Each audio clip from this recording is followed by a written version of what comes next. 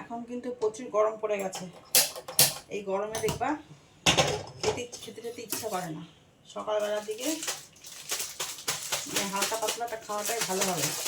তাই জন্য আমি বানাবো এখন ছাতু। এই যে ছোলা নিয়ে এসছে, ছাতু কিনে আনে, কিন্তু কেনা ছাতু খেতে আমার ভালো লাগে না।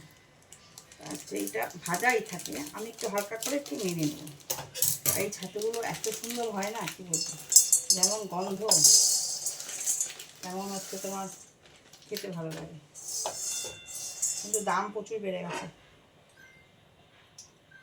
আমাকে নুন দেওয়া নাকি, নুন দেওয়া না। সকালবেলা হালকা করে গুলিয়ে একটু লেবু দিয়ে বিট নুন দিয়ে এক গ্লাস ছাতুর শরবত খেয়ে নিলে পেটটাও ঠান্ডা থাকে আর ভালোও লাগে। গরমের দিনে রুটি ফুটি দেখবো অতটা ভালো লাগে না খেতে।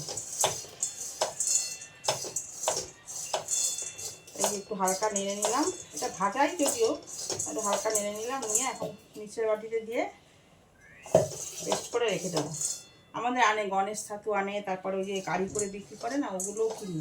কিন্তু ওগুলো কী বলে, দুদিন রাখার পরে না কেমন একটা গন্ধ হয়ে যায়। ছোলাগুলো ভালো করে করে না, আর পোকা ছোলা দিয়ে বানায় দেখেছি, ওই জন্য আমার ওগুলো খেতে ভালো লাগে না। এগুলো দেখো পুরো ফ্রেশ।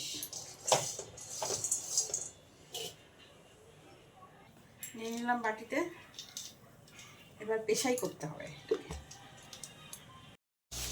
দেখো মিক্সচারে পেস্ট করে নিয়ে আসলাম, একদম